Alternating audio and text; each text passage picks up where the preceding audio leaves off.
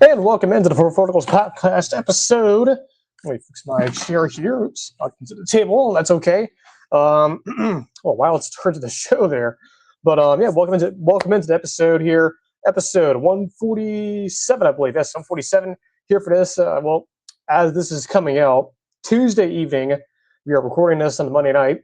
High atop a just beautiful Jacksonville, Florida. Warm, nice, comfortable. Having on good authority though. Later in the week, will be cooler out there with the front coming in, so be aware of that if you live in the southeastern region. But yeah, we have a loaded show for you guys today, of course, because of the holiday, Thanksgiving for us in the U.S. If you're a non-U.S. viewer, just disregard this. You'll just be no show Thursday. But we have something called Thanksgiving that we have every single year around this time of the year. And much like last year, we're going to have one show this week, which is this one. It's being pre-recorded. It's not live right now, obviously. But yeah, so we're doing our traditional preview and predictions for college football, and then we're doing our upset alerts, kind of everything into one show, basically. So it's going to be a long one. It's going to be a very, very long, jam-packed show, as usual. Having on good authority that this might be one of our best shows of the year. I think might be one of the best shows of the year. If you are new here, listen to the show live, if you will, during the premiere. First of all, welcome in. Be sure to subscribe to the channel. We are at, currently, as I'm recording this, 10 subscribers. 10 currently. Our goal is to get to 20. Just right at New Year's, okay? So December 31st, we need to have 20 subscribers. So if you are listening to this on a podcast feed or on YouTube, on the replay, be sure to hit that subscribe button. And be sure to like the videos and the streams. Very, very important, okay? Nothing happens when you do that. Keeps the show free. It doesn't sign you up for anything. This isn't behind a paywall or like there's no other version of this show that's like behind a Patreon page or anything like that. All this is all free for you guys. So again, for Josh Page style paper pop, be sure to subscribe to the channel. We are trying to get to 20 subscribers by the time we get to New Year's. Okay, so right around Christmas, New Year's, we need to by then be at 20 subscribers. That's all we're asking for. That's all we need. So, and of course, be sure to subscribe to the Instagram channel. Or Instagram page, X account on X, Twitter, and the podcast feed. So be sure to do all of that. Again, we have one show this week. It's not live, so if you're listening to this on, Spotify, as I fixed the microphone here on Spotify. If you're listening to us on audio only on Spotify, it doesn't matter because this episode will be coming out tomorrow. But just be aware of that. And of course, again, no face cam today. We're still figuring out some stuff. Hopefully, we'll be back next week. So, and again, we are recording this live at night. This will be premiering at night as well. So we'll be back to the traditional programming starting next week. So we'll be back to it for a championship week. But we have Rivalry week on our hands, and we have a long show, a lot of things to preview. So be sure to strap yourselves in, pop yourself some popcorn. If you do that, grab yourself something cold to drink, sit back and relax, and let's get into it. Some good old-fashioned Rivalry weekend stuff. We also have upset alerts, the Tuesday poll coming out the final regular season version. We also have Buccaneers thoughts. We'll get to that later in the show. Reaction and prediction. So how about that? First came up here for the predictions for Rivalry week. Again, we're doing all of them: the Friday games and the Saturday games. The games on those 2 days. So on Friday, I believe at 3:30 on ABC, Georgia hosting Georgia Tech, Georgia Tech hosting Georgia in Atlanta, not at Bobby Dodd Stadium, mind you. This is at the Mercedes-Benz Stadium. Shamefully, this should be at Bobby Dodd. I know it's under construction. They're doing it for NIL stuff, but it's a travesty. It really is. So it's unfortunate that this game will be taking place in Atlanta, but it's not a home game for Georgia Tech, technically. It's a neutral site. So go figure. All thanks to the all-powerful college football power brokers. But anyway, that's not what you care about. You care about the actual game. Georgia is coming off of a one-loss season in the SEC. Only loss was to Bama at home. Meanwhile, Georgia Tech coming off of two losses in the ACC. And their fate is not yet to be determined yet. Probably out of the ACC championship game, though there was a lot of chaos to be had there in the ACC. But they are coming off of a loss to Pitt. Everyone saw that. back on Saturday, and they also had the loss to NC State. This would be probably the toughest team, or by far the toughest team that Georgia Tech has faced all year. Period. This is the toughest team Georgia Tech has faced. But it's not necessarily the first time they faced a talented team. The last time they played a team of this caliber, if you will, or this type of profile in terms of on-field talent, if you will, the blue chip ratio teams, they played one of them already. That was Clemson. That was an actual home game. They won that game. It was close. So they've had experience doing it, but to grant you, this is a different animal in Georgia. They have way more talent than Clemson. This is a Georgia team that is motivated. It's a much better coaching staff there, much better overall talent profile of the team. So this will be the toughest challenge Georgia Tech has faced all year. They, being Georgia Tech, they would pull out this upset, which is the spread on this game is pretty big for a rivalry game on neutral field, which makes sense if you do the power rating stuff. So if you look at Georgia Tech and you go, well, they're 9-2, versus a 10-1 Georgia, that spread should be pretty close, right? Well, on a neutral field, as that's what power ratings are, just listing teams of, neutral field favorability. And the power ratings, Georgia Tech is not in the list of 25 teams if you're to do power ratings. They are not in that 1 through 25 list. So that's why the spread is what it is, which is about 10 points. We'll talk about that here in just a moment, but just give you some extra context here for you who are wondering. The biggest thing that Georgia Tech has to do in this game, in my humble opinion, is that they cannot get off to a slow start, nor can they afford turnovers. Those things, if you do those against Georgia, that's called losing. You will lose to Georgia. Georgia will make an example of you. Georgia will do to you what they have done to other teams in the past. Now, granted, Georgia, not the best in terms of the pass rush, rushing defense, not the best. Like they let Auburn hang around. They give up some points against Florida, albeit that's when Florida was, still alive, not in a hypothetical body bag like they are now. And they also gave up a lot of points to Tennessee and Bama. So Georgia's, they're not invincible. Not referring to the TV show, but they're not invincible. But they're certainly the toughest test that Georgia Tech has faced all year. And doing what Georgia Tech did against Pitt, which included multiple turnovers, getting off to a 28-0 hole. I guarantee if that ever happened to you, Georgia Tech, against Georgia this Saturday or this Friday over there at the Mercedes-Benz, you will lose the game, and Georgia will embarrass you. They will make an example out of you.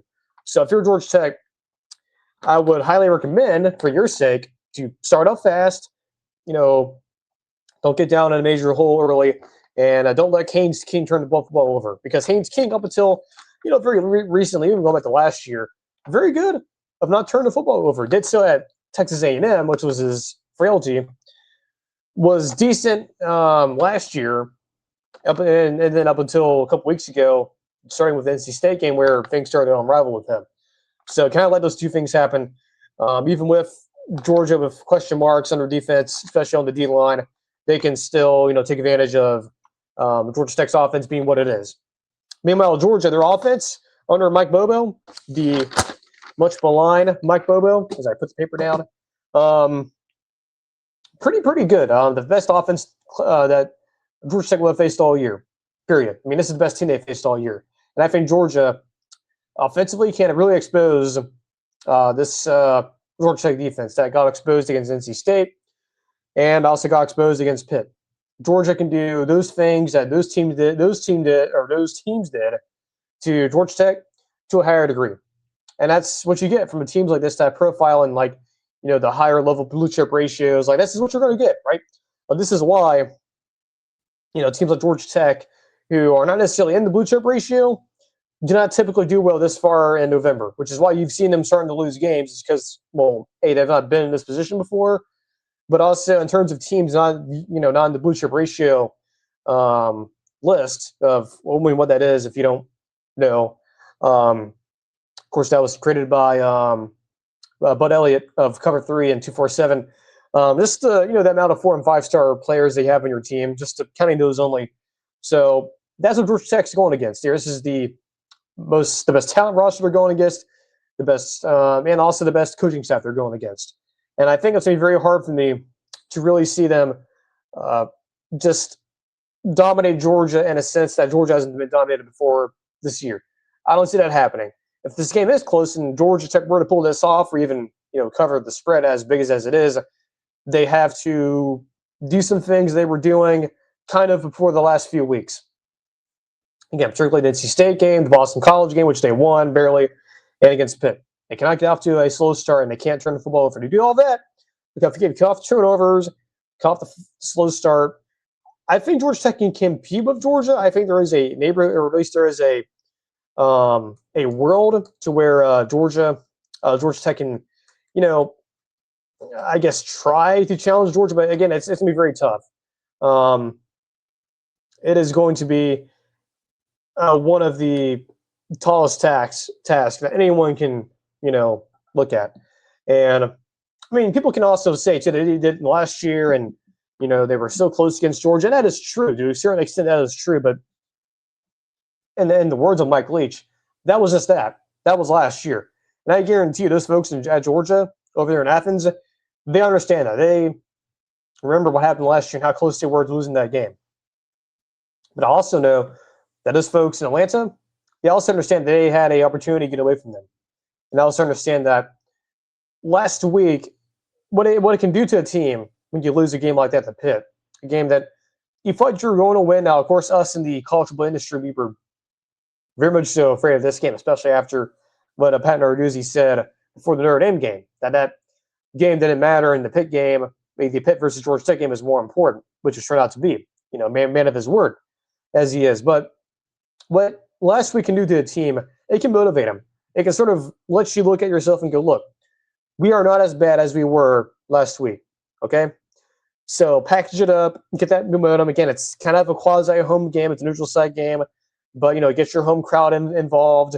It is neutral site, so it's not on the road, but it's not also a home game either. So the crowd here won't be that much of a factor, but I'd also would imagine that it'll be probably a pro Bulldog crowd, probably. So, again, for Georgia Tech, cannot stress this out enough. You cannot turn the football over early. You cannot also get off to a slow start. If you do those things, Georgia should be able to run away and probably take care of you pretty quickly. But then again, I also remind you that this staff over there in Atlanta, Brent Key and all of them, I would imagine that they remember what happened last year. I would imagine and assume that they have been planning for this game since last year. Granted, I think last week was a little bit of some distractions. Again, Brent Key is up for a lot of these big head coaching jobs. So last week could have been a very unique situation. I think it was definitely a wake-up call. It was a learning curve for that staff there. I would imagine, again, I think they are ready for this game. I think they are taking it seriously. It's clean old-fashioned hate. We have seen weird stuff happen. We've seen Georgia Tech win before. We've seen them, beat Georgia, I think twice. I think once during the Rick era, at least from what I can remember, at least going from 2010 onward. It was, 2014, and then Kirby's first year in 2016. So they've done it before. It's been a while. Not to mention, again, a lot of crazy games, 2013 and last year, crazy high-scoring games. So it's one of those low-key, sneaky rivalries that you think that, you look at the total record, the series record, and you go, yeah, Georgia's dominated it. But there's been times Georgia Tech's competed and they've won. So they can do it. They've done it before. They can certainly do it again. But it's going to be a tough task, though. So, according to the FanDuel line, again, this game, 3:30 on ABC on Black Friday at Mercedes-Benz Stadium, unfortunately. Georgia, according to FanDuel, not a sponsor of the show, just a resource we use to, for research purposes, if you will. The FanDuel line is Georgia minus 12.5. Again, from a power rating standpoint, that makes sense. Georgia should be a significant favorite on a neutral field, hence be a neutral field. Georgia, significant favorite. If this was a true home game, it'll probably around 9.5, I would imagine. So that's kind of what I'm assuming that's what it'll be. Add in, whereas a trap 3 points from the neutral sideline, you'll get 9.5. Georgia, if it was at Bobby Dodd Stadium, which is not going to be. But what is interesting is the college football nerds model. This, Josh and Daniel over there at CFP Nerds, their model has Georgia minus 5.3. So they have Georgia Tech covering the game, according to their model. I agree. I think Georgia wins the game outright, but I think Georgia Tech, again, what happened last week, the embarrassment, I think they will package it up. I think they will play inspired. I think last week was a big wake-up call for them. I don't think they win, but they I think they will find a way to make this competitive, but I do think Georgia wins the game. So I pick UGA to win. I'm picking Tech to cover. And that is not the last game we are picking. We have multiple games, upset alerts, the Tuesday poll, multiple more games left here. Again, if you are new here, be sure to subscribe to the channel. I will say this multiple times throughout the show. Subscribe, subscribe, subscribe. I cannot emphasize it enough. Click the little button. Nothing happens. It's completely free. This isn't behind a paywall or anything. Or the show is not like you're not missing out on anything. Like nothing's hidden from you. If you don't pay me anything, this show is completely free of charge. Okay, so that's all I'm asking for. Just do it, okay, and make sure to like the streams and the videos too. And you don't even have to hit the little notification bell too. I don't do it for myself for the channels I subscribe to, but it's up to you. It's your I guess modus operandi, I guess how you want to put it, or however you want to put it. All right, next game here, the nightcapper on Black Friday. And yes, we are going to talk about the Ole Miss Mississippi State game. That'll be in upset alerts a little bit later on. Texas A&M versus Texas. The good old in-state rivalry game, the Lone Star rivalry. So glad this is back. And also, this will be, I believe, going forward, a yearly game. So this will be played every single year. So golf clap for those two universities to make this a every year occurrence. Very happy to see this game back. Texas A&M needs this game to get to the SEC championship game and to clinch it. Sort of like Indiana with Purdue, kind of the same idea. Obviously, Purdue is a much worse team than Indiana, or is a much worse team than Texas, obviously. But how about that? Texas A&M and Indiana, both in similar situations here too. Just get a win over your rival, and you'll be in your conference championship game. Looks a little bit easier than, or looks a little bit harder than it is, or than it looks. This is a huge game for Texas, by far. A major, major game for Texas. This is a gut check game for them. This is a prove-it game for them. This is a statement game for Sark. In his career, Sark, in his career at Texas, he has only beaten one top 5 team, I think. Yeah, one top 5 team that I can recall, I believe, in his tenure at Texas. That was beating Alabama on the road when they were in the old Big 12. That was like 2 or 3 years ago. And that was Nick Saban's final year. And his final loss there in Bryant-Denny. It was a long time ago. And I think a lot of folks there in Austin are salivating and just drooling at the mouth to get another top 5 win tattooed as a resume. This would be an opportunity to do it. It's a rivalry game. It's on the road. Texas A&M, for the most part, has not been challenged on the road that much. Besides the Notre Dame game, they have had it fairly easy. Right? You beat Missouri on the road. You dispose of them. You dispose of LSU. You got their coach fired. So they have not been. So Texas A&M has not been challenged on the road. Okay, they have not been completely pushed and shoved on the road, especially in SEC play. Again, they were challenged on the road at Notre Dame, but that was like a long time ago in a galaxy far, far away.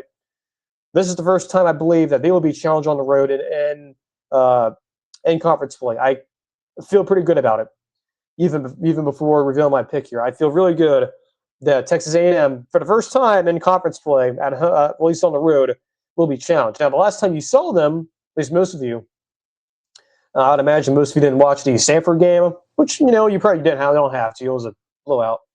But the last time you saw Texas A&M, they came back and beat South Carolina. And much like with the Indiana-Penn State game, I do believe that is going to serve A&M well going forward.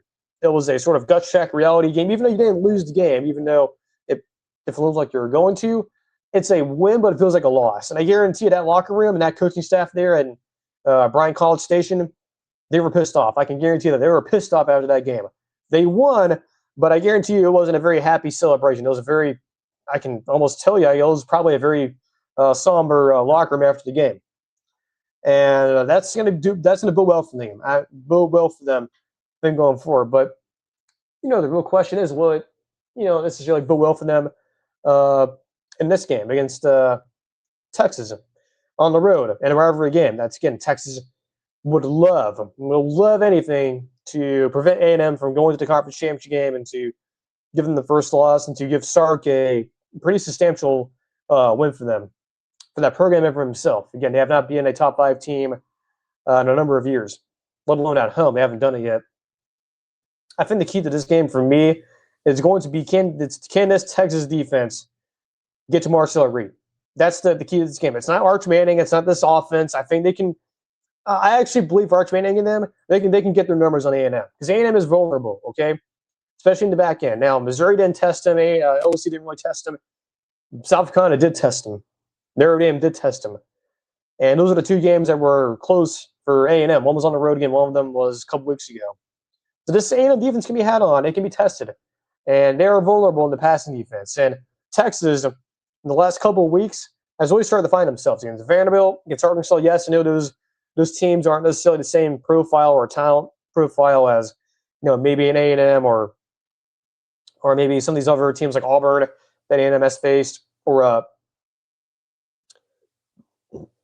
excuse me, I had the burp there, but not A&M, that Texas has faced, like Oklahoma. Like it's not the same type of profile, but they have found some rhythm on offense. So, I mean, they're doing what you're supposed to do against poor defenses. So again, I'm not concerned about that. I'm just more concerned about can the Texas defense get to Marcel Reed. That's to me is the key to the game. If all of anything, that's the one thing I just don't know. Because Marcel Reed, for the most part, I mean, he has been a clinic. I mean, he has been an absolute machine. I mean, he is in the running for the Heisman. Certainly up there to go to New York. I mean, he has been incredible to watch, but he has not seen a defense like this probably all year, frankly. I don't think maybe since the Auburn game, they faced defense that, can tackle well, doesn't typically allow a lot of big plays. Yeah, they haven't really faced a defense that can get to him. And Texas A&M isn't going to be facing that because Texas can't do it. Texas can't get to the quarterback and they can't frustrate them. Even in some of their losses, like, the Texas Ohio State game and even the game against UF, they were able to get some. Now, the one game they were not able to get to the quarterback and they were out physical was Georgia. And if you're an A&M fan, that's what you're hoping. And this is like the Georgia game for Texas where everything just went wrong for them. But that was on the road. Okay, that was not at home in Austin. That was in Athens at Sanford Stadium. So that's me the difference here. So again, the key to me in this game, again, can the Texas defense at home frustrate and get to Marcel Reed? Because if you can do that, I think Texas is a huge shot to win this game. Now, if A&M can block them, and if A&M can, do some stuff to the Texas offense, and they can get to Arch Manning and frustrate him, maybe get a couple of turnovers, and maybe special teams helps you out, and they're able to, control the clock as well. That also helps too in terms of beating teams on the road. A&M can win this game by 14 plus. But it's going to be difficult though. It's not going to be very easy. So let's take a look at what the model says here from FanDuel. Again, not a sponsor of the show, just an ad set we use here. Texas A&M, according to FanDuel, -2.5. The CFP Nerds model, right in line. Just a little bit off in the decimal, but it's right in line. I have been very conflicted about this game. I wanted to pick A&M. I think their experience with the South Carolina game and also beating Notre Dame earlier in the year has done well for them. I think it's helped them mature. I think it's gotten them prepared to face situations like this. But I think Texas is in what people would call, at least some folks would call, wounded Longhorn mode. Much like the Oklahoma game earlier this year where they are, backs against the wall. Everyone's hating on you. Everyone's mad, especially coming off of the Georgia game. And yes, I did watch some of the Arkansas game, but no one's caring about that game. Everyone cares about what happened against Georgia. You looked horrible. They want you to show up for this game and make a statement and to announce to the world that you can still play with some of these good teams in the conference. It's at home. It's an opportunity for Sark to get a huge win against a top 5 team. It's an opportunity to get their playoff hopes alive. I think Texas, somehow, some way, much like the Oklahoma game, they're going to win this game. I just think there's too much pride on that roster, too much pride in that fan base. Not to mention, too, it is the first time that A&M's been to Austin in like 15 plus years. Like that's back when I was in like grade school, back in elementary school. So I think somehow, some way, I think Texas win this game. I think Texas will win this game. Again, it's at home. Again, the first time that this game's even played at home in a while. Your back's against the wall mentality.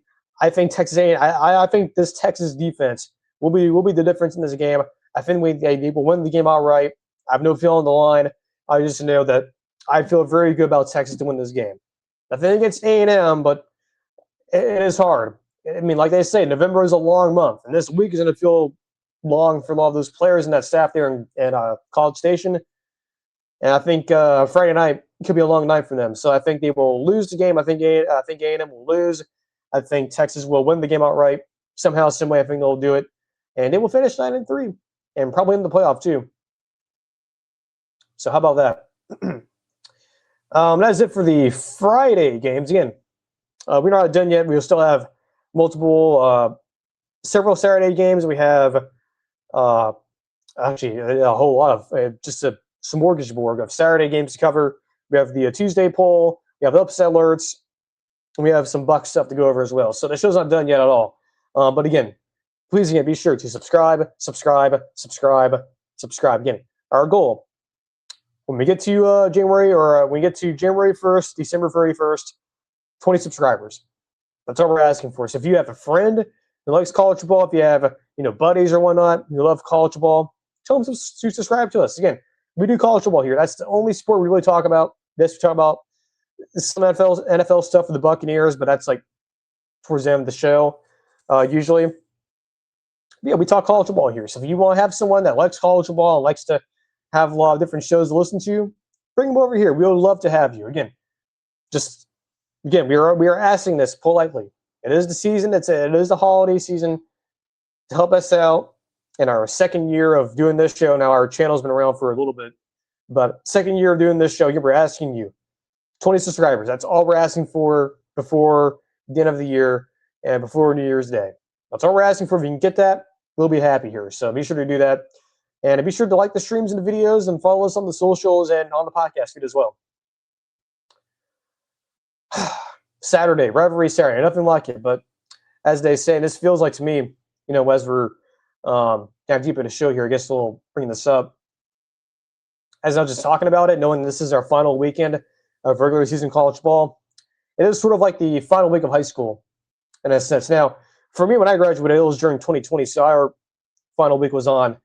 Was online. But before that, back in February and January, I've had that feeling, especially as I think most of us were understanding what was about to happen there towards the middle of my spring semester of senior year. But this final weekend feels like the final weeks or so of senior year of high school.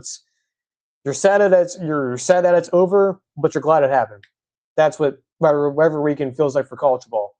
Of course, the season's not over yet. We still have the postseason and conference championship weekend and whatnot. But this is the final week of the regular season until next Labor Day, which is about 200 or so days out. Very sad. Very sad that it's come to an end here. But again, like they say, you can be sad that it happened, or you can be sad that it's over. Be glad that it happened. And we'll be here next year. So we have a lot of things planned for next year, too, by the way. There's some stuff that I'm thinking about. But anyway, as we head into the final weekend of regular season, first came up the noon kickoff game on Fox. Michigan, Ohio State, the game. This has been the premier matchup in the Big Ten. I know a lot of folks are bringing up, Oregon, Ohio State, or Penn State, Ohio State some years. This is the premier matchup. These are the two of the best programs in the Big Ten by far, period. These two have combined for, the last the last two national championships. These two, since 2010, have won 3 national titles combined.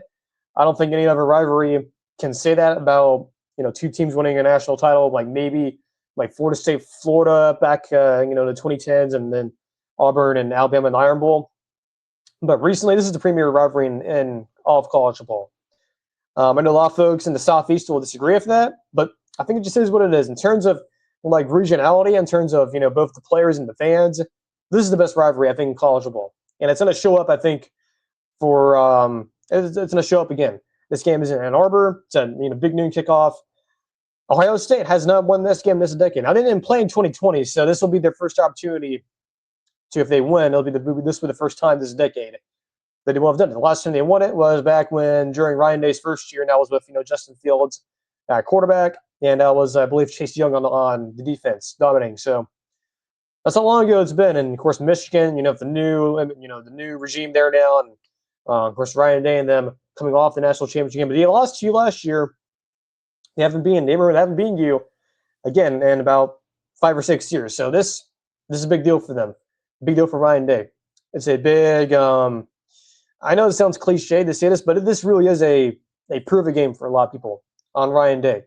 He's not getting fired if they lose this game. Now, I think a lot of folks will feel that way, but there is a lot of competitive pressure on him. A lot of competitive pressure, a ton, even more than a national championship game back almost a year ago. And I was defending Ryan Day. I defended him last year. I didn't think there was any way they were going to. At least I didn't think they should fire him if they, ended up losing really on in the playoffs. Now, thankfully, they didn't. But God forbid what that alternate universe would look like if they would have lost. But as they say, second chances don't come around that often. Third chances are very rare. Not even third. This is fourth chance to beat Michigan. This decade. Again, they have not done it yet. And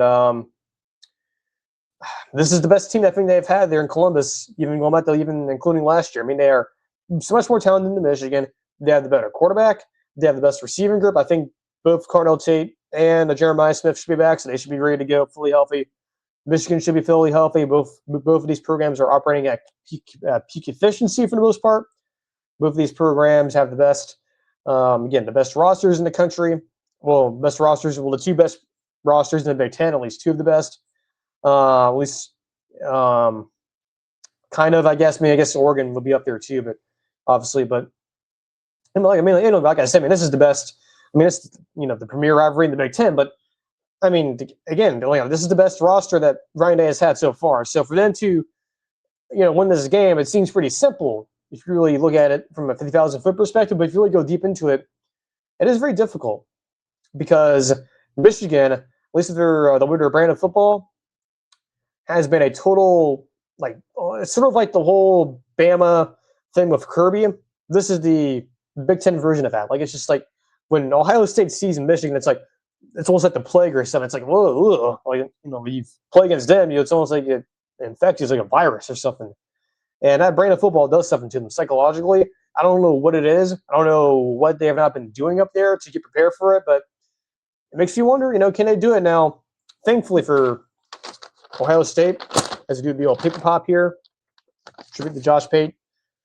Thankfully for Michigan, or for Ohio State, they have a new defensive coordinator. They have a defense that is, again, even better than last year. That was under Jim Knowles, who is currently at Penn State.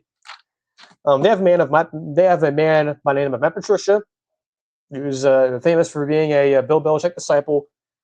I think they have built this defense to stop this offense, actually for real this year, and I think they will do it this year. I think to a certain extent, I think that the way their defense is operating, the way it's structured, the way it's being called, I think that is probably the change they need to make. At least one of the big changes that, maybe I should rephrase that. It's a unintentional change they kind of got themselves into, because again, with Jim Knowles, it wasn't like it was terrible, like the defense is bad, but there was some, if you go back to January, there's a lot of reports about, disagreements on philosophy and whatnot, which is why Knowles ended up leaving. But it's almost as if Ryan Day kind of sneakily upgraded. I think Matt Patricia has been a pleasant surprise. Look, I'll be honest with you, I doubted him back before the Texas game. I thought that him coming in, this whole NFL translation was going to be very difficult. But looking back at it, he's not a head coach, so it's like he's only coaching one side of the football. We've seen several examples. Actually, I didn't totally forget about this. Several examples of NFL coaches going to the college game and then going back. Like, for example, Dan Quinn, head coach of the Commanders, he was with the Falcons. He was there for that Super Bowl 23 game. He was with Will West Champ at Florida in 2011, 2012. So the time before, I guess I didn't register that back in August. But again, this is kind of sneakily, I think, for Ohio State, again, kind of seems like they sort of unintentionally upgraded on the defense. I think they actually got better. They have better personnel. A lot of them are, were younger last year. They got a little bit older this year. They're much more wiser. They have really done a good job of just smothering teams. They smothered to Washington. They smothered to Texas. They've just been on a total death march, right? No one's really challenging them. But you go to the flip side for Michigan, or if you go into the flip side with Michigan, for them, I guess the silver lining for one of the silver linings for them is if they're to pull off this upset, which is not impossible. Um, Ohio State has not really been tested since maybe the Texas game. Maybe since then they have not, been properly tested. Like Washington kind of, but not really. Ohio State has not really had a close game since then. And Michigan, has been thriving off of these close games, and they win, right? Northwestern, several other examples where they've won close games. Now they've also been, kind of dispatched in two of their losses, right? The USC game, and the Oklahoma game. But the thing about Michigan that I do think, if it's another, I guess, added, I don't know what's the word here. I guess added attribute to them potentially pulling this off is that they are tested in terms of having losses, and they kind of know what things don't work and what things do work. And Bryce Underwood is a little bit ahead, if you will, in terms of his development going forward. Now, the problem though with Michigan is that you can have Bryce Underwood improving, you can be a little bit more tested than Ohio State has been in terms of being humbled already. The thing that Ohio State, I think they can sort of lean on a little bit, especially on their defense, is they're not facing an elite passing attack. This Michigan passing attack is one of the worst in the country.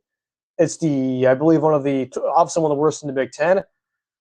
I think Ohio State, especially in terms of their pass defense against this Michigan offense, which I don't think is going to try to pass the football, but they probably will, is going to have a field day with them, with Michigan. I think Bryce Underwood is going to struggle.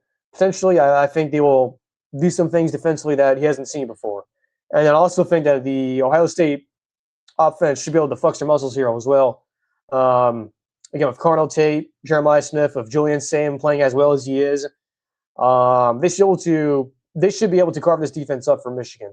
Now, for Michigan, again, the only thing that I think that they can lay their hat on is, again, it's at home, and they have also been tested, and they have also been humbled already, whereas Ohio State hasn't. And that is a concern for Ohio State. That's the one big concern I have with them, is that they seem like they're not vulnerable, but everything has flaws in America. Even Ohio State has been dominant, kind of in Death Star mode, sort of like those vintage Bama Saban teams. Like, they feel that way, but this is college football 2025. So every single team in college football is flawed.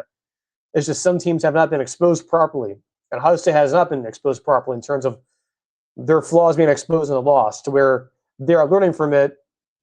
Versus, your flaws being exposed against Texas, but you won the game, so you don't think about them.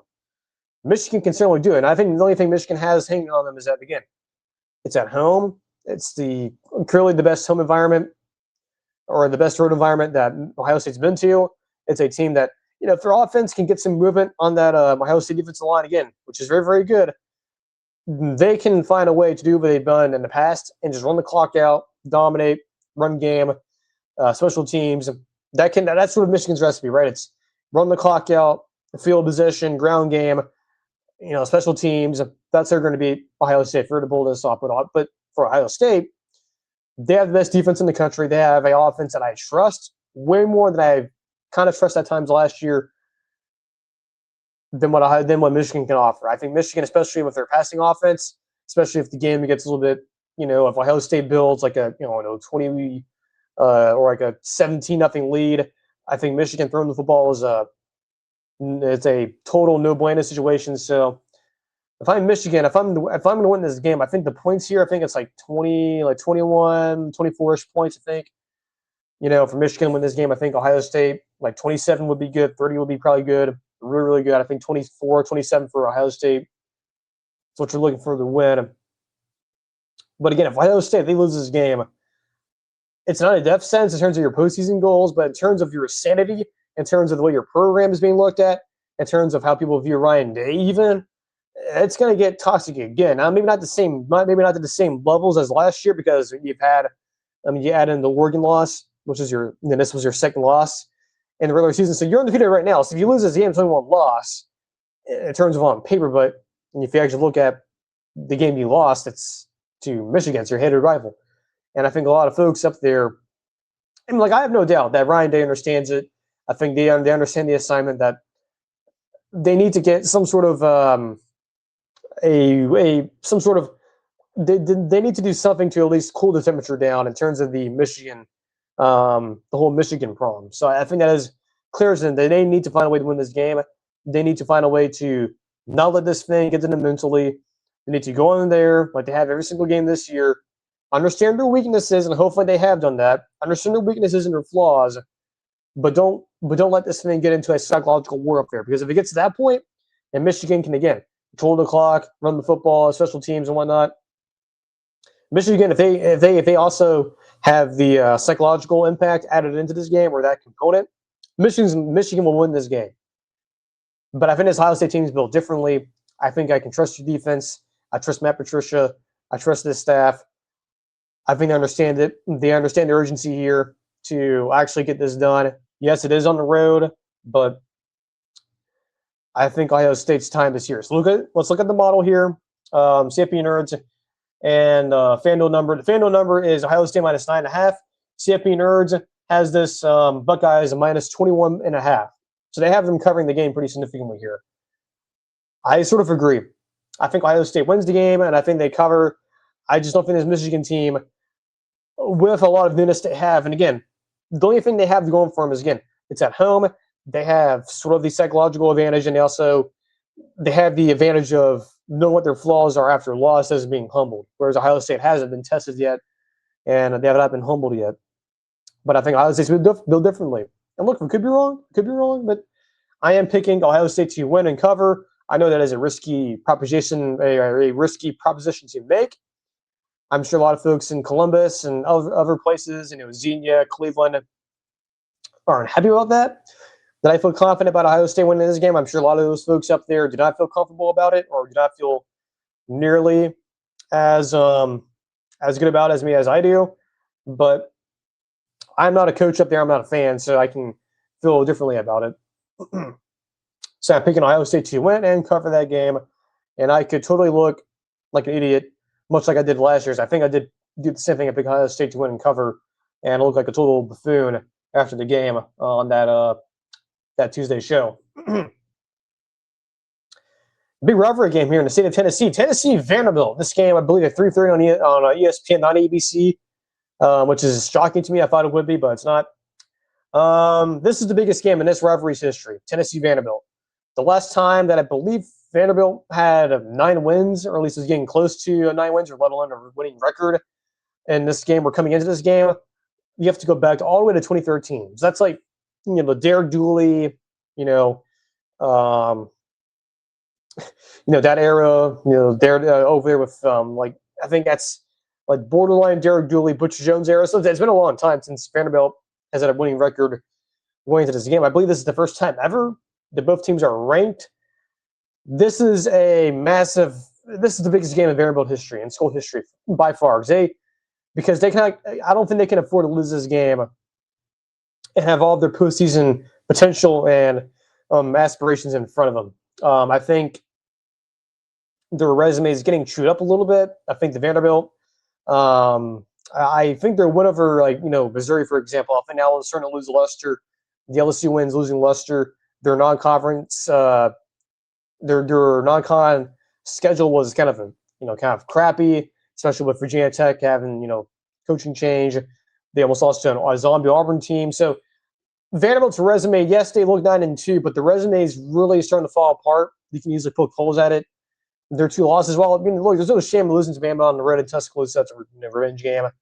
There's no shame in losing to Texas, but it's just their wins and, what people think are quality wins. And look, beating LSU, good for Vanderbilt. Beating Missouri, good for Vanderbilt. Beating Auburn, good for Vanderbilt. But those games were, close. And also, there are wins, especially the LSU and Missouri games, where it's like, it's not really that great, or at least it's looking like those teams are both going to finish like 7-5, 6-6. So, it's not looking too good for the old Vanderbilt Commodores and, Clark Lee and general manager Barton Simmons up there in Nashville. But they still have a game to play. It's on the road in Knoxville, a place that they have now won at, and as I mentioned, back in 2012, I believe. So, yeah, that was the Derek Dooley era. So, yeah, it's been since Derek Dooley was roaming the sidelines there in Knoxville that Vanderbilt has won there. Let me actually double-check that. I'm pretty sure that is right. It's here, 2012 Vanderbilt football. That's got to be the last time they beat Tennessee on the road. It has to be. Yeah, that was they blew them out too.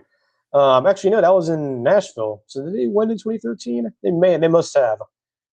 Let me check here. Yeah, they won. Yeah, they was 14. Geez, 14-10. So, yeah, correction. So not since the first year of the Butch Jones era that Tennessee has lost at home to Vanderbilt. So it's been a very long time, I think. Let me just double check. I'm pretty sure that is the case. Let's see here. So they won in Nashville. Actually, let me just go to the rivalry page here on Wikipedia. See, has it actually been that long since the last time Tennessee had beaten them in Knoxville? Actually, no. So, well, technically it was the Butch Jones era, but it was a year that he was coaching in. But the last time that Tennessee had actually lost to Vanderbilt at home was not 2013. So good for me for double checking here. It was 2017, and that was with Brady Hoke. Yes, the former Michigan head coach Brady Hoke was the interim coach there for Tennessee during 2017. That was the last year of Butch Jones, like 3/4 of the year. So yeah, so it's been several years since they've done it, but I mean that Vanderbilt team wasn't really that good. So I mean, I guess yeah, I mean the last time a really good Vanderbilt team won in Knoxville has been 10+ years. But anyway, yeah, so it's been since 2017 that they have not won in Knoxville. So it's been a long time, since 7 to 8 years. So or 7 to 8 years. So I think the key here for Vanderbilt to win this game here to pull this off, I mean, it'll be a pretty significant win for them, for that program. Diego Pavia has to win the Heisman in this game. He has to win it. Or at least he has to have that type of performance, right? So think, back to the famous, Heisman statement games, like Jane Daniels versus Florida, Joe Burrow versus Alabama, Manziel versus Bama. Now, look, Tennessee's nowhere near Bama or even near those teams, and they're probably more like that Florida team under Billy Napier in terms of like talent, probably, which is not like a bad thing. Those teams are still like talented, but they're just weren't good on the field. But anyway, still, it doesn't matter how bad or how you look at Tennessee. So I think Pavia, to at least to win this game, he just needs to go off. He needs to be the best version of himself. Now the problem is that with Vanderbilt defensively, they have been struggling the past couple of weeks. They have been terrible, and unfortunately, they faced a really shitty Kentucky team, so it looked better, at least on the defensive performance for them this week or last week. You're dealing with much better offense with Tennessee and the Veer and shoot stuff and the Bear Bridle stuff. And I think Tennessee offensively with Joey Aguilar and that crew, they are going to score their points. They will score their points. I think for Vanderbilt to win, I think either scoring the 30 plus. I don't think scoring 24, 27 is going to cut it. I think 30 points plus needs to be the baseline for Vanderbilt to win this game. Same for Tennessee. I think this to me has shootout written all over. I think this definitely has 35, 38, 45, 42, like 55, 52 even, maybe in the higher, ranges of possibilities. Well, that's like the game I'm looking for here. In terms of what this game's going to look like. Stylistically, I think it will be a shootout. And I think for Vanderbilt to win, they need Diego Pavia to go absolute nuclear. And I think they can do it. Okay, they have been prone to have a whole bunch of those nuclear type plays, like 20+ yard plays. But Tennessee can do good too. And I think for Vanderbilt, I don't think they can counter defense to get stops here. I think it's going to have to, take a Tennessee mental error, a Tennessee turnover on their part for Vanderbilt to get a stop defensively. I don't think they can do it. I think stops in this game are very huge.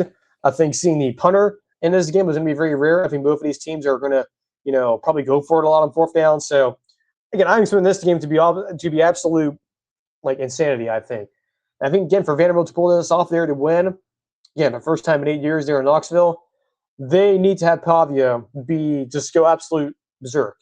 And if he does, I mean, this will be the last time you see Pavia. I mean, the other candidates, like Julian Sand, potentially even Ty Simpson, even they have a outdoor chance to go to the SEC championship game with Marcel Reed.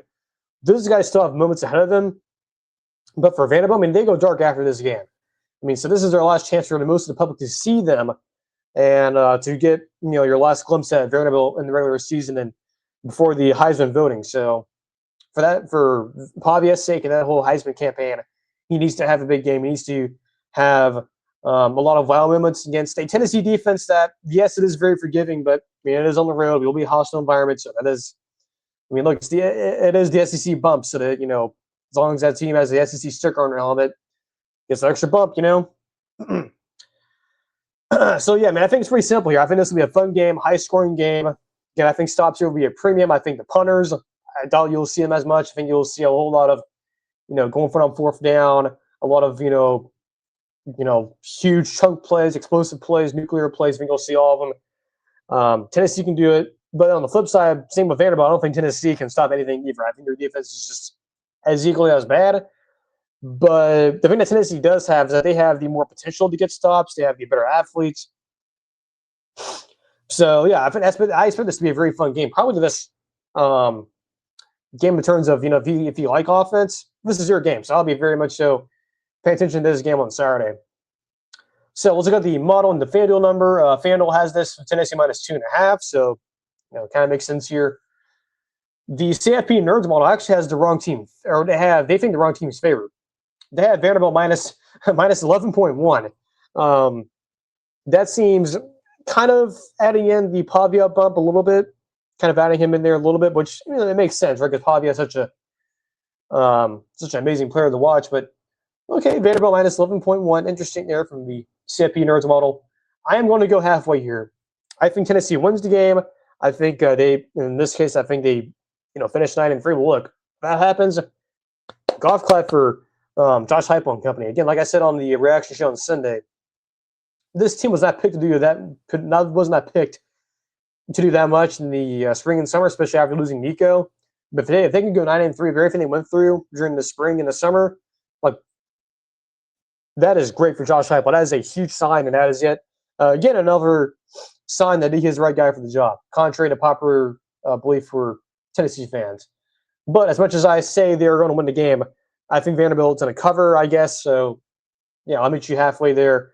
Tennessee wins. I think Vanderbilt covers. This will be – so what I'm trying to say, this will be a very tight game. So I expect this to be extremely competitive. Excuse me. I'm going to get some water real quick. I'm going to mute here on YouTube, and then we'll be right back. We're not live, but you're listening to this, I guess, on the replay or when it's premiering. We'll do that real quick. We still have 2 more games left, picks, and we have a lot more show to go here. Remember, I haven't done yet. We have the Tuesday pull upset alerts, Bucs thoughts. We have some thoughts on Mark Norvell returning. That's something that popped up on Sunday yesterday. So we can make some water real quick, and this being a long show, so strap in here. I haven't close to being done yet. So.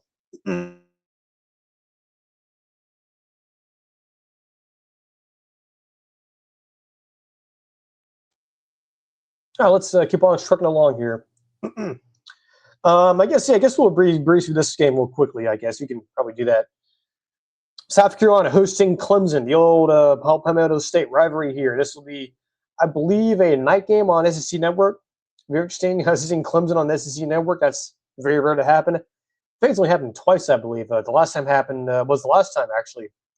The last time these two played in Columbia was also on the SEC Network. So, yeah, very rare to see Clemson on the SEC Network of all places, but especially in football.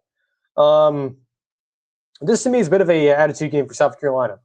You had the A&M, the last time you saw them was the A&M game. So same with, vice versa, same with Texas A&M.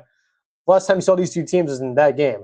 And they had either a G5 or an FCS last week for South Carolina, but this is an attitude game for them. This is an attitude game.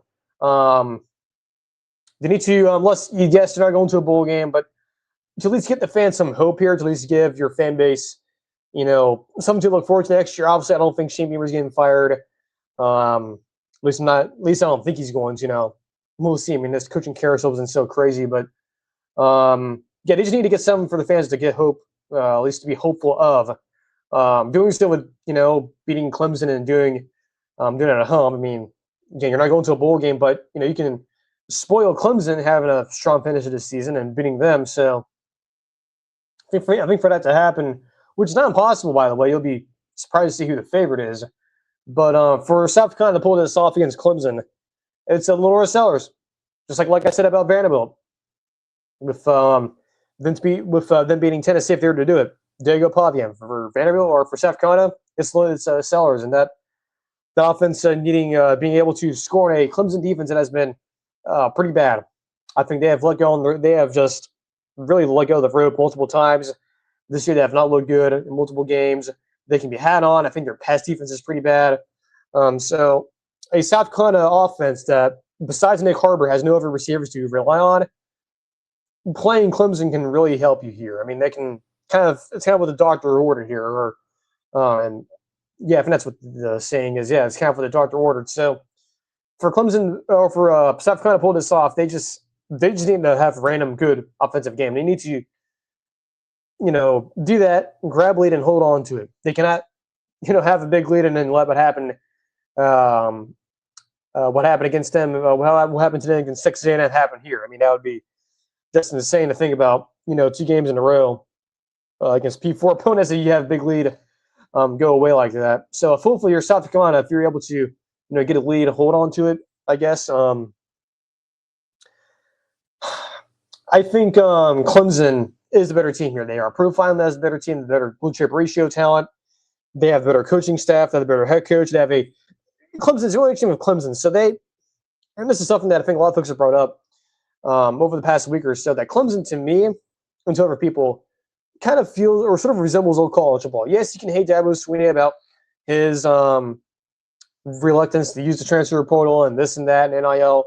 But the one thing I will somewhat congratulate him on, or at least give him some credit where credit is due, is that he still motivates his teams, man. He still knows how to get his team motivated to win. And he's been doing it, man. They did it against Louisville a couple weeks ago on that Friday night.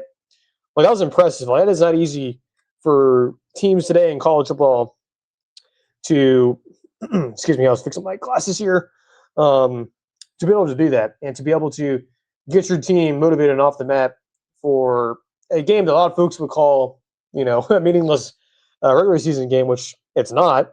To get your team motivated for that. This game means something. This game is not some random, not important game. This is an important game. This is the Palmetto State Rivalry, I believe. The Palmetto State Classic or something, but it's Clemson versus South Carolina, man. It's the old rivalry. I mean, you'd be stupid to not be motivated. So I think both these teams will be motivated. South Carolina will be motivated. Clemson should be motivated. Again, Clemson, I think, offensively, they profile pretty well here to get some big plays, even on the road where they have struggled a lot lately. But, again, they still have that culture. They're still good. I know I was criticizing it earlier in the year, especially after the Syracuse game, but it's still there. The culture's still there. So that's kind of why I feel low-key kind of good about Clemson here. South Carolina, I just don't know what you're going to get from them.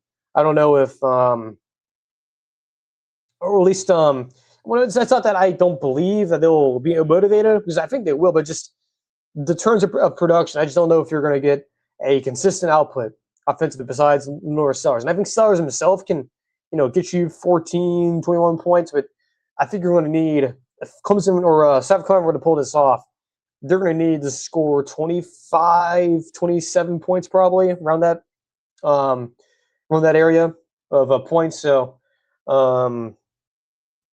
yeah, I just don't know if South Carolina can do it. I just don't know if they have the personnel to keep up with Clemson in terms of being able to score with them. Again, I think they'll be motivated. I think that stadium will be loud. I think those fans will be showing up, but I just don't know if they have enough bullets in the chamber, if you will, on offense to keep up with Clemson. I think Clemson should be able to score on them. I think South Carolina defensively is just a bit of a mess right now. At least from what I've seen as a trend lately. Excuse me. So let's go look at the model here and the FanDuel line. So again, like I mentioned earlier, you'd be surprised who the favorite is here.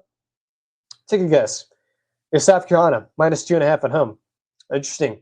Very, very bizarre spread there. So the CFP Nerds model has it. I believe they have it like Clemson, like a point. So it's basically a pick 'em. Like so the line was like or the outcome was like 0.7. So basically a pick 'em, right? It's not really worth putting a full number there. It was just only a decimal.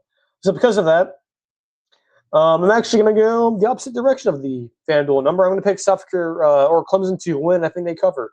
Again, I just don't know, or not cover. I just have it as outright. So yeah, I think this will be a close game, but in the end, I just don't know if South Carolina has had enough personnel, at least offensively, especially in the receiving room, just to keep up with Clemson. I just don't know if they can or not. I don't think Lenore Sellers by himself is going to be able to beat them. So Clemson should win. Having a real feel on the money line there. Finally, for last year, as we're an hour in, and look, we still have a lot more games to go through here, so we're going to be here for a little bit. Again, big show here. The Iron Bowl, Bama versus Auburn. Alabama going to Auburn.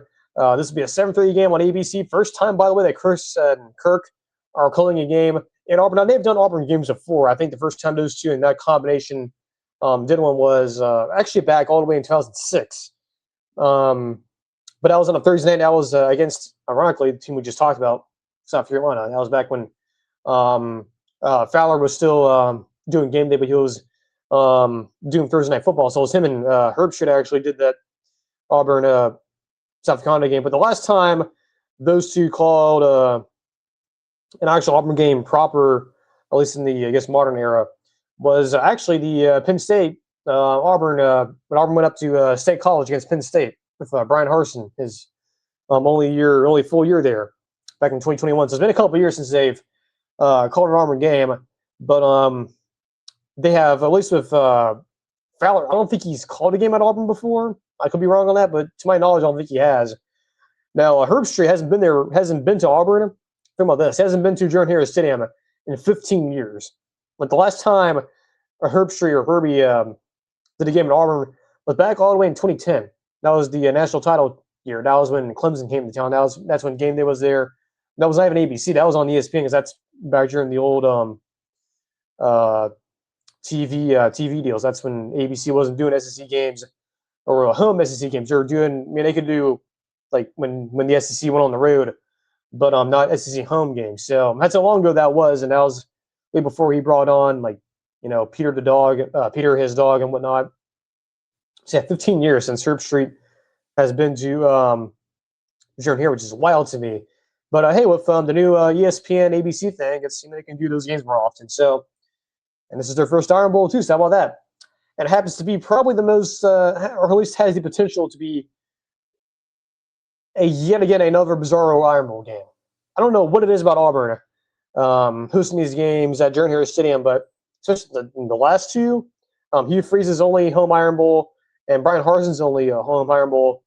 Both games are kind of what you're looking for in this game. Both are very weird and creepy in terms of the vibes. The weird stuff going on. Auburn, famously in 2021, blew a 10-0 lead, lost the game in overtime. Auburn, of course, in 2022, and Hugh Freeze's only home Iron Bowl, the 4th and 31. So there's been a lot of those two games have profiled as Auburn to win those games. I believe, according to like AWS. Especially in, I believe, was it 2021? I believe, yeah, in 2021, I believe AWS had Auburn had a 99% chance to win that game. It's almost a guarantee to win that game, and they lost it somehow. So what I'm trying to say is that Auburn has been so close in these games. It's almost like the last time that he's or the last two times that the Iron Bowl's been played at home for Auburn, it's almost been perfectly set up for them. It's almost as if the college ball gods deliver the game on a silver platter for them. It's like, hey, it's at home, the crowd's going crazy, you have a big lead going to the fourth quarter, or you have a chance to get them off the field on 4th and 31. It's almost set up for you perfectly, but Auburn just did the worst things possible those two times, whether it's the touchdown pass in 2021 from Bryce Young to get the game to overtime, to tie the game, or the 4th and 31. It's like they just do the worst things possible at both of those games at the very end to win the game or to lose the game. Well, they're basically found ways to lose. That has to change. They need to find a way to win some of these, and to do that, I think Auburn offensively has to be the key here, because for them to win, they need to use their offense, which has been on resurgence, by the way. They just need to do what they kind of been doing the past few weeks, which is getting guys involved, getting Cam Coleman involved, getting that receiving core involved. Because I can tell you this, Bama has not faced a receiving core like this at all, maybe besides Georgia. That's saying a lot, too. Because their receiving core is actually pretty good. But in terms of like overall talent, like blue chip talent, this is the best one. Like you have like Cam Coleman, Perry Thompson, Eric Singleton, all these recruits that Hugh Freeze brought in, but were really being used. This is the best receiving core the Bama has faced all year round. Like I don't know what else to say. It's the best one. But here's the thing, though: if you're Auburn, to pull this off, or at least the style. If you're looking for a style here, if you're an Auburn fan, if you're, wondering, hey, what's this game going to look like stylistically, right? You've talked about the past game, but that's just it. That's the past. This is the current. What can Auburn do that can give this Bama team fits? Well, I'll tell you, because you've already seen this game happen.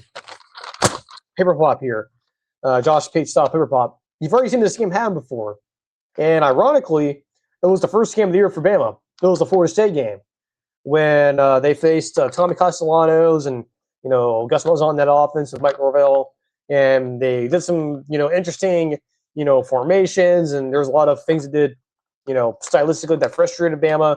A lot of like the short passes, the wheel routes and stuff, and running quarterback. You've seen this before, or at least you already know what this game's starting to look like. You've already seen it. This is the Bama Florida State game. It's also the South Carolina game too. So you've already seen this game already. It's over teams, right? Now, grant you, the South Carolina game was a loss for them, for Carolina, but still stylistically, it's kind of what you're hoping for Auburn. Same with the Florida State game. Again, now the outlier game that I'm not expecting to happen is the Oklahoma game. That was turnovers and weird stuff going on.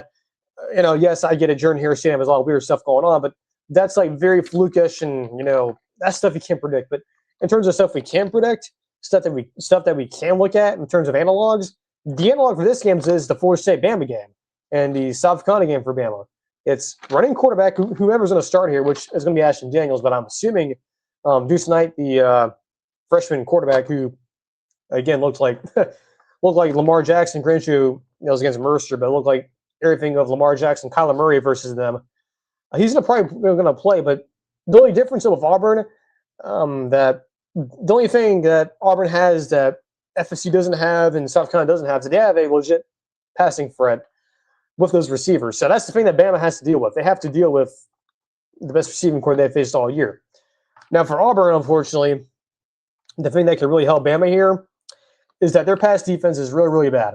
The Baylor game sort of teased it a little bit. I got covered up when they faced other teams that maybe don't profile that bad or that well in terms of passing offenses, but Bama's really good passing the football, right? I mean, the Oklahoma game, yes, they turned the ball over a lot, but there were still guys open, even in the Florida State game. With Ty Simpson struggling, but he was struggling. There were guys open, he was just late on them. I don't think Auburn can really cover this receiving group of Jeremy Bernard, Isaiah Horton, Ryan Williams. It's going to be tough, man. It's really tough, and I just don't know this Auburn defense, especially in the back end, they can give to them. But the positive side for Auburn defensively is that their D-line's pretty sneaky good. With their D-line, their linebackers, they can get to Ty Simpson. If they do that, that's how they're going to win this game defensively. If it comes down to getting crucial stops, that's how it's going to happen. They have to get to the quarterback. They have to frustrate Ty Simpson. That crowd there. But at the Georgia game early in the year, like granted, that was a different regime. The crowd has to be a factor here, and I guarantee you it will be a factor. I can guarantee that it will be a factor. Bama on the road, under Kalen DeBoer. While yes, they have won a lot of games on the road this year, but they still struggled again. The Missouri game, the Georgia game. While yes, they looked like the better team and they didn't really feel threatened, but that was still a close game. They lost to Florida State. They struggled against South Carolina. So, while yes, they have won more games on the road this year than they did last year, they're still struggling. Even at home, they're struggling. Against LSU and some of the other teams. So, again, for Auburn, a lot of these things are pointing to them winning the game. Again, they're stylistically, at least the style you're looking for Auburn fan to get this upset. Again, go look at South Carolina. Go look at the Florida State games against involving Bama. You have the best receiving core Bama has faced all year. It's at home. Bama has struggled on the road. They've also struggled under Kalen DeBoer for running quarterbacks, which I was referring to with Carolina and Florida State. Both teams are running quarterbacks. So everything is there for Auburn to pull off this upset. You have the running quarterback, check. You have your receivers, check. It's at home, check. The only thing that's preventing me to feel good about picking Auburn to upset Bama is the pass defense. And I think, unfortunately for them, Alabama has a tendency to have, those nuclear type plays. I think they're going to have a couple in this game. I think that offense of Ryan Grubb and company, they're going to. I just think they're going to find opportunities. I think against the Auburn secondary that is very susceptible to big pass plays, and I think that receiving core there can do it. Bama is, they're going to run the football, but I don't think they're going to try doing so. I think they're going to really test this Auburn secondary. I just don't think Auburn can cover those receivers for Bama. That to me is the difference. Everything else, though, for Auburn, they have everything that would lead you to pick an upset to happen. Again, running quarterback, check. Good receiving core, the best receiving core Bama has faced, check. At home, the home environment, check. So they check all of those except for the defense, especially the pass defense. And unfortunately, unlike the Oklahoma game, I think Bama is going to take advantage of those. I think there will be times where you're going to have, third and longs and whatnot, and the stadium's going crazy. I think Ty Simpson then will convert some of those. And that might be the difference in the game here. So let's look at the model here. Let's look at the CFP Nerds model and the FanDuel number. FanDuel has it as Auburn being a 5.5 point dog. So Bama minus 5.5. CFP Nerds has it Bama minus 5.2. So about the same there. I'm going to pick Alabama to win the game outright, but I think Auburn does cover the 5.5. So again, I think Bama wins. I think Auburn covers. I just don't think Auburn defensively can do it. I think there will be a time in this game. I can just sort of imagine it here. I'm sort of thinking like it, sort of like a documentary. They're to do like a docu series on the Iron Bowl, especially recently. Just thinking about it here in my head, it's like it's 3rd and 15. Game's on the line. Auburn's up, 27-24. Bama needs one big third down to convert to keep the drive alive. I think they can do it. I think Ty Simpson and them will do it. I do think Auburn, though, will give them fits. I think they will try really hard. It's their Super Bowl. Desperation mode. They need this win, by the way, to get to a bowl game. So if they win, they're going to a bowl game. If they lose and the season's over, I'm assuming, unless there's some weird like academic or opt-out for some reason. But all intents and purposes, Auburn loses their dunzos with postseason. So I don't feel good about it, but I'm going to stick with it. So Bama wins. I think Auburn does cover. I think that Auburn defense is going to be a problem. I think I just don't think they can cover those receivers for Bama. So give me Auburn to cover, but I think Bama wins the game outright. A couple more things here. A lot more things here, but I haven't done yet. And this show's going to be very long, probably the longest one of the year. But I guess we'll brief through these real quickly. I guess we'll touch on this real quick.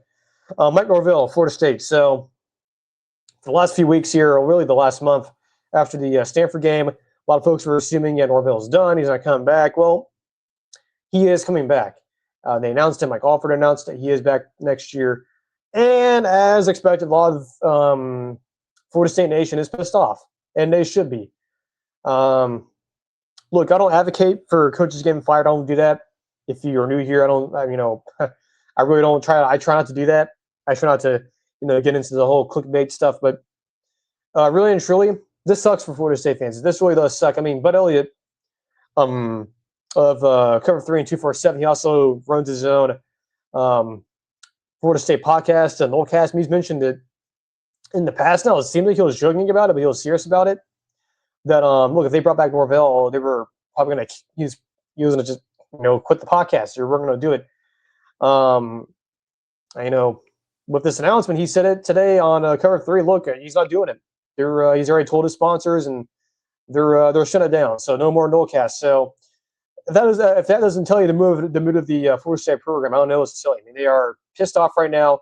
It's not good. They are mad. And I agree. This was not the right decision to bring back Mike Norvell, because what are you building towards with him? What are you building towards? That's something that I've heard a lot about Florida State. I agree. You're not building towards anything. You were building towards this year for Florida State to not get your ass fired.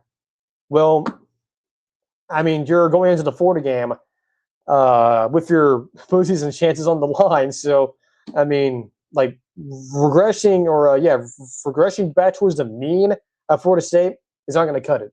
Like it's really hard to go 2-10 at Florida State. I mean, you had a really manageable schedule. I mean, look, losing to Miami, whatever, fine. But it's just, man, this was such a manageable schedule, and it just, I don't know. I mean, you're not building towards anything. I mean, you brought in Tony White, you brought in Gus Malzahn to not get your ass fired. Okay, you didn't get your ass fired. So, so what are you building towards? And you don't really give a damn about recruiting in high school. You just don't. I mean, let's be real here. They don't give a crap about recruiting in high school. Their portal evaluations are mostly a complete joke. Their overall operation is crappy. Their athletic director doesn't give a shit about NIL, even though he claims they're going to, which is okay, brother. Yeah, I mean, look, I sound pretty animated about this, and look, I'm not a Florida State fan, but I care about Florida State. You know, I live in this state. You know, I live in Jacksonville. I live reasonably close to Tallahassee. I can just sense that there is a lot of Florida State fans who should be pissed off, and they are. And yeah, I mean, you're not building towards anything. Again, just I mean, I don't understand what the decision is here in terms of outside of money. Like, if you don't want to pay him to go away because you don't want to waste $50 million, okay, that's understandable. You should have just said that, but they're not going to because that would make themselves look stupid. But I think it's very clear too that the president and the boosters and whatnot, they clearly did not trust Michael Alford to make the change here if they were going to, and I don't really think they were really in the mood to going into the head coaching carousel with a AD not being there, so that's also a factor as well. But still, you're not building towards anything. Not to mention, Michael Alford, his stance on NIL is just a complete fucking joke. So, I mean, look, I don't cuss on this show that much, but again, I'm not a Florida State fan, but even I'm getting mad about it. But yeah, this decision to me is completely idiotic. Again, look, I'm not nothing against Norville, nothing against him personally, but this to me is just just giving the fan base a middle finger. Like, that's what it feels like. Just really just fucking off the entire fan base. Like, I don't know, man. I mean, it's I mean, I cannot fathom how it feels right now to be a Florida State fan. I mean, I was listening to the guys on the War Chant, and also in addition to Cover 3, but the War Chant guys over there on 3, like, well, I'm not. I mean, they were just as mad as I am. I'm a Florida State fan, so yeah, Matt Norville returning in 2026. Can't wait. Excited. Not. All right, we'll click here. Tuesday poll. We'll get into upset alerts, and then we'll wrap up with Buccaneers. So we'll go for this real quickly here. Last one, by the way, the regular season. So 25 through 20. Arizona State, welcome in. You're at 25. They are 8-3. By the way, they play Arizona. We'll talk about that game here in a minute. Tulane 9-2 at 24. Georgia Tech drops down to 23. Pitt, welcome in. You're at 22. North Texas, you're still in. I think you moved up a little bit. Yeah. You moved up. You're at 21. Virginia's at 20. So that is 25 through 20. Let's go. I guess 9-3, 19. 19 through 15, I guess. Yeah, 19 through 15. Number 19, Tennessee. 18, Nebraska. 17, James Madison, rising up a little bit, higher than the AP, I believe, and the college football playoffs computer model has them. And yes, that is true. They use a computer model. If you didn't watch Josh Pate's show last Thursday, he can't told you how the sausage was made there at the playoff committee. But anyway, so yeah, JMU at 17, Utah 16, and then Texas at 15. 14 through 11 here. Michigan at 14, BYU 13, Notre Dame 12, Vanderbilt 11. Not much change there. I guess the only change is Georgia Tech falling out. USC also dropped out as well, so they're not ranked right now. Just some other teams moved up. Could have still had them ranked, but I don't know. Just other teams probably deserve to move up a little bit more than they did. Really, even though actually I kind of do feel better about USC, which is kind of weird going forward. But anyway, top 10 time. Yeah, so Miami number 10 didn't change. Most of this didn't change at all, really. So it's the same as last week for the most part. So, yeah, no change here. So Miami still at 10. Bama still at 9. Oklahoma still at 8. Texas Tech still at 7. Ole Miss still at 6. Oregon still at 5. Georgia still at 4. Indiana, Texas A&M, Ohio State. No change there in the top 10 in the Tuesday poll. And I would imagine there will be some changes after this coming up week. All right, so that's the Tuesday pull out of the way. Upset alerts. Of course, you do this Thursday, but since we're combining two shows, we're doing it on Tuesday instead of Thursday. So how we do this again? It's sort of like the traffic light colors. So green means we're watching it. We're watching for the upset. Yellow means that the upset could happen. Red means the upset's probably going to happen. First up here on Friday, we didn't talk about this game yet. We saved it for the upset alerts. Ole Miss at Mississippi State. This is in the yellow category. Why is it on the yellow category? Well, first of all, it's on the road, rivalry game. Mississippi State is their Super Bowl, by the way, which I guess kind of like the past games they've had there, big games like the Texas game, the Arizona State game, but this one means a little bit more because it's a rivalry game. But also because of the Lane Kiffin stuff. Don't know if he's paying. Don't know if he's totally motivated or not. The athletic director says he is. Trinidad Chambliss says he is. I don't know if Lane is. I don't talk to him. So because of that, the mystery here, we don't know what his future is at the moment. He's Lane's whole modus operandi here has been a lot of tweeting out riddles and stuff, and acting like this is some like guessing game or some treasure hunt in terms of his future. But this is in the yellow category, and upset could happen here. But I think Ole Miss, in terms of talent-wise, should overwhelm Mississippi State. But this is their Super Bowl for Mississippi State, sort of like Auburn. They have a lot to prove here. I believe they are going to a bowl game, so it's not like they're fighting for their bowl chances. But man, this could really, really be a huge win for Jeff Lebby. Being a top 10, beating a top 10 team, getting a huge SEC win, first one in his career. So that'd be huge for them. Next one here. This one's weird. This is one of those situations where the team who is favored is actually not the team that's ranked. That is dealing with this Arizona State-Arizona game.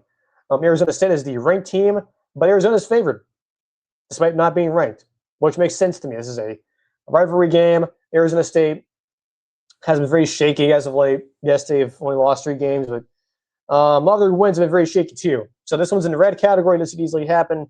And this is also, too, by the way, kind of like with Ole Miss, the whole distraction thing here plays in line with Kenny Dillingham, because with Kenny Dillingham, which is really interesting here, we have heard, at least to my knowledge, nothing about him shutting down the rumors about him going to Auburn or any of these other places. Like, it's been really strange. You haven't heard anything about that. Like, he has not denied anything. Kenny Dillingham has not. So that is kind of interesting, and that's kind of why I think Arizona's favorite here instead of Arizona State, is we just don't know if Kenny Dillingham is fully invested right now. We don't know if he's what his mindset is. We just don't know. I mean, he hasn't come out and finally said he's not going anywhere. Not to mention, Sam Levitt's probably going to transfer. We don't know for sure yet, but just a lot of weirdness going out there in Arizona State. But this one, at least for Arizona State, ranked at least with Arizona State being the ranked team here, with them losing, I think it's going to happen. Again, I just don't know. Again, because of the whole quarterback thing, his future, and not to mention Dillingham's own future of him taking another job or not, or taking another job, because again, he hasn't shut it down yet. That one, I don't know. So at least of his future. So that's so Arizona State, Arizona's in the red category. Pitt versus Miami. We've seen this movie before with Miami back in 2017 when they were the number 2 team in the country. Mark Richt, second year, they went on the road to Pitt, and a little quarterback by the name of Kenny Pickett, true freshman, upset Miami that day on Friday, I believe, on Black Friday. It's on. I think this game's on Saturday. It's a noon kickoff on ABC, but it's one of those situations with Miami. It's one of the situations where you have a Florida school going on the road to a cold weather environment, and it's actually cold. Like I believe in Pittsburgh, with the cold front moving in, which is why it's going to be cold here in the next couple of days here in Florida, it's going to be, I believe, like near freezing or at freezing, or just below freezing at kickoff. Florida teams go on the road to freezing temperatures or cold temperatures, period, does not mix well. I mean, I can already see it. All of your like special teams guys and your smaller, receivers and stuff, put on their heaters, and they're all pissed off and bad because it's cold out. Don't let that happen. Well, it's going to happen regardless, but just I don't know, man. Just this game in general, just there's something weird about this game to me. Just something weird about this game. So because of the whole dynamics thing, the weather thing, the travel, not to mention back-to-back road stretches, or it's a back-to-back road games here for Miami. Their playoff hopes are still very much so in the balance here. I think Pitt can pull this off. And again, cold weather teams hosting Florida, the Florida schools does not go well for the Florida schools. They usually, more often than not, lose. And excuse me, I think Pitt's gonna pull this off. I think they actually win the game outright. Excuse me, not TC's not on here. West Virginia, Texas Tech. Texas on the road. It's the last game of the year. I think they need to win and get to the Big 12 championship game. It's gonna be tough going on the road to West Virginia, man. I mean, you have Rich Rod's up there looking for a huge win, first statement win. They would love to have it against you, man. They'd love to have one on Rivalry weekend. I'm concerned here. This is in the yellow category. I'm watching that one. Another game here I'm adding on here. Actually, I forgot to add it on here. Let me add it on here real quick.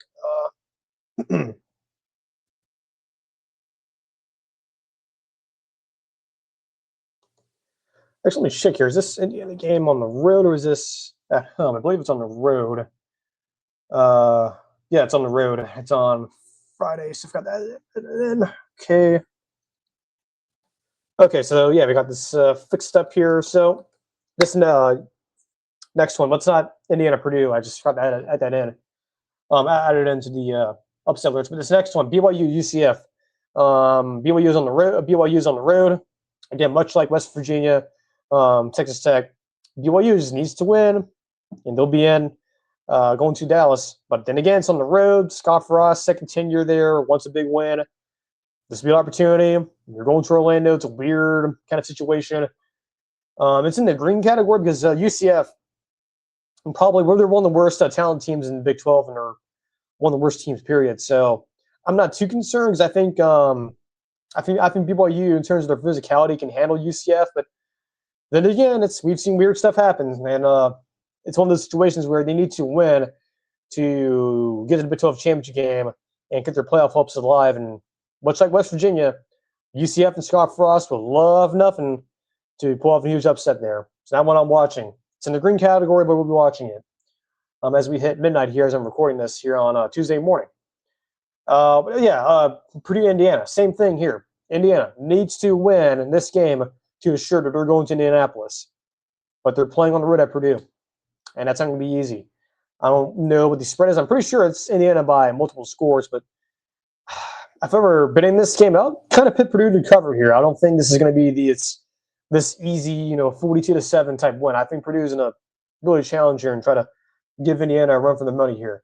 Next one here, LSU, Oklahoma. Oklahoma is at home. If this was on the road at Tiger Stadium, I would be more concerned. But I mean, like LSU's a body bag team, they're a zombie team. I mean, they looked terrible last week against Western Kentucky. So this time, I'm not too concerned about it. That's in the yellow category. Watching it. Arkansas and Missouri. This is only a 2.5-point spread for Missouri. They're only favored by 2.5. I think Arkansas will pull this off. Again, much like I know it sounds like a broken record, but I think all of us are just waiting for Mr. Robert Petrino, to get at least one win in conference against a SEC team.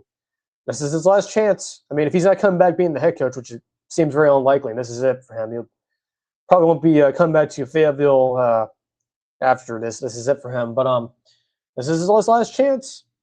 It's possible. It's not likely, but it is a tight spread for a reason. Now, finally here, Oregon at Washington, Apple Cup. I am extremely concerned with this game. This is in the red category. I want to say Washington wins here because I think it's kind of like some of these other games you talked about. It's that Super Bowl game for Washington. It's their one last opportunity to get a massive win for Jet Fish. But unfortunately, though, because Jet Fish is so tied to these other coaching jobs or openings, I just don't know how motivated he is about this game, or at least how motivated and how invested he is with the program. So again, kind of like the whole Kenny Dillingham thing. He hasn't really shut down any of these rumors. So I want to say Washington could pull this off. I really want to, but I don't know. Still, it's in the red category for this game. So Oregon, Washington. I mean, like Damon Williams can easily have a huge game here running and throwing the football. So, and Oregon hasn't really faced a whole lot of dual threat quarterbacks this year besides like Mayava and maybe one other. So that one's in the red category. All right, Bucs, Rams reaction. Not much to talk about here. That was it for college football. Bam's. It must be 12 o'clock in the mornings. I'm stumbling on my words here. Rams and Bucs. Hold together here, Josh. You're almost done. Not much to talk about here. I mean, 34-7 just to complete. I mean, if there was a Sarah McLachlan special for the NFL, Josh Pate style, this would be the game of the weekend. This was horrible to watch, dreadful to watch. The Bucs now have to check here. I believe the game, the Seattle, not Seattle, 49ers Panthers game has ended. Let me see who won. Okay, so the Panthers did lose. So the Bucs are still first place in the NFC South somehow, some way. But the Panthers aren't far from behind. I think if the Bucs lose, I believe they're this weekend to the Cardinals, they'll lose their first place. So there's essentially the 49ers kind of delayed the inevitable for Tampa. But it just looked bad. I mean, Baker goes down, he gets hurt. Teddy Bridgewater comes in. Whoop. Not a fan of that. Not excited whatsoever. I mean, you had so many stuff that went wrong. I mean, you have the pass defense look as bad as it's been all year. Kid Auden juggling the football looked like he was like applying for the freaking circus. He juggles the football and it becomes an interception. Baker throws a random heave before half, and he gets the ball picked off, and he gets hurt and doesn't come back. Ground game couldn't get going. The receiving game or the passing game couldn't get going either. Just an all-around disaster overall. Just a complete splattering. Like I said on Twitter, there's been a lot of talk about Todd Bowles and his future of Tampa. I guess we can talk about that more down the road, I guess, next week. But I would just repeat what I said on Twitter or on X on Sunday night that if Todd Bowles is the answer still going forward, if he's still going to be employed with Tampa, I think it's becoming very clear, at least to me, at least in my opinion, that he needs to, get better talent on this defense and get better younger talent. But I mean, I guess it is the NFL, and you can certainly do that with free agency and whatnot. So I have no problem with that. I think they will. I mean, look, I trust Jason Light, but the real bottom line is I really do think that Todd Bowles needs to hire a defensive coordinator. Like, there's no way they can't, they can't get, I don't know, like I threw out Will Muschamp. No, look, I don't think Will Muschamp has any intentions to get to the NFL game. I mean, he's at Georgia on the staff there as a off-field analyst. But I mean, you couldn't get like a Will Muschamp type coach to coach your team on the defense and sort of let Todd be the CEO, not be handling the defense all the time. Like, that to me is sort of the question here: is that will they tell Todd Bowles at the end of the year, regardless of what happens, look, man, we love you as a coach. You've done a lot of good things for us, keeping things consistent after Tom left. Tom Brady retired, but you need to hire a defensive coordinator. Like, this cannot be happening every single week. You can't be giving up 67 points in 2 weeks in a row. That's like in the modern NFL. That's something that happens very rarely. And really, you usually give up 27, 20 points per game, which is usual, or which is standard. But giving up 30 points back-to-back weeks, that's tough to swallow. And once again, Todd Bowles teams, much like Mike Norvell's teams, and for Florida State having these weird long losing streaks. Once again, it's Todd Bowles' losing streak, and it's up to what now? 4 straight games or 3 straight games since the bye week. So that Todd Bowles' losing streak rearing its ugly head again, and they have yet to win Tampa in November, and they have one more chance this week. And we'll talk about it here. Well, I guess we'll talk about that now. Bucs Cardinals, 1 o'clock on Fox. Kenny Albert, John Pavil with that crew again. So we've had them 4 times, I believe, already. FanDuel has it Bucs -3. Now, again, we don't know about Baker's health situation. So this line could probably move. I'd imagine it will eventually move, cross zero and go to Cardinals being favored. But if Baker's not out there and he's not going to be the starting quarterback, I don't think Tampa's winning this game. I mean, even with Bucky Irving coming back, and you still have Rashard White, you still have Chris Godwin. I mean, look, he's 85% what he used to be with all the injuries he's had. And you still have Ibuka, you still have decent talent, you still have decent depth. I mean, you had Tez Johnson catching a touchdown pass last night, or I guess technically Sunday night. Sunday night now as we're recording this, but still though, it's just I don't know, man. I know I said I wasn't going to be a nihilist. No, I said I wasn't, going to fall into that trap. But I have been burned 2 weeks in a row picking Tampa to win, both at Buffalo and on the road in Los Angeles. I'm not falling for it again. Arizona's coming off of a close loss to the Jags. Ironically, the Jacksonville Jaguars after they beat the Chargers. Yeah, I just kind of forgot here. I know it's late here, but or it's late when I'm recording this. But yeah, I mean they come off of a close loss to the Jags. They're motivated. Their quarterback Brissett's healthy. They have a legit good passing attack. Look, I know they're not a good defense, but yeah, Brissett that offense there with Murray being out, even they can score on you, and I think they will score. I think they're going to score a lot of points. I think Arizona can easily score 24 plus points. So because of the whole quarterback thing with Baker being out, with Teddy, I don't trust him at all. I know a lot of folks like him, but I don't. I was not a fan when we signed him. Because of where this team is at right now, because of this being once again a Todd Bowles funk that seems to happen every single year now, I think the Cardinals are going to win the game outright. I'm not trusting Tampa right now. Until they start to show to me that they can get out of this rut and start to win games again, I'm not picking them. So, yes, I'm going full nihilist. I'm not trusting them. I think the Cardinals win, and this thing, look, if this ends up happening, this can get very ugly. With Todd Bowles and them, I know there's a lot of folks somewhat hot seat with him. Is he potentially the next coach to get fired? Especially out of all these teams that are people were thinking was going to be really good playoff teams. Obviously, that's not the case right now with Tampa. They're kind of a borderline playoff team. I don't know, man. I mean, we'll talk more about that next week. But, yeah, giving up 67 points the past 2 weeks isn't going to cut it. So, unfortunately, I am picking the Bucs to lose this week. So, hopefully, it's reverse psychology and actually win. And that's it for the show. So, again, we want to have a show Thursday. That is Thanksgiving for us here in America, here in the United States. So that I know we're not doing. So that's why we're having this huge-ass show. So until next, I guess next Tuesday, because we won't have a reaction show more likely on Saturday. Saturday night, may start to do one Saturday night, but unlikely. So until about a week from now, on Tuesday, enjoy your Thanksgiving for everyone in America. Enjoy your Thanksgiving. Enjoy the rest of your holiday weekend. I guess for the rest of you internationally, I guess enjoy the rest of your week. But for us in America, enjoy your Thanksgiving. Travel safely. I know Tuesday, today, when this is coming out, Wednesday, big travel day. So, hey, if you're if you're traveling in the car, riding around, looking for finding something to listen to college football, choose us. Make sure you subscribe. Again, our goal is to try to get to 20 subscribers before the end of the year. So that's still our goal. Be sure to do that. Like the streams, the videos. So, yeah. Until next Tuesday, happy Thanksgiving. Enjoy the rest of your holiday weekend. Enjoy the games. Enjoy Rivalry weekend. And enjoy the NFL games too on Sunday. And I guess on Friday and especially Thursday. Until then, take care.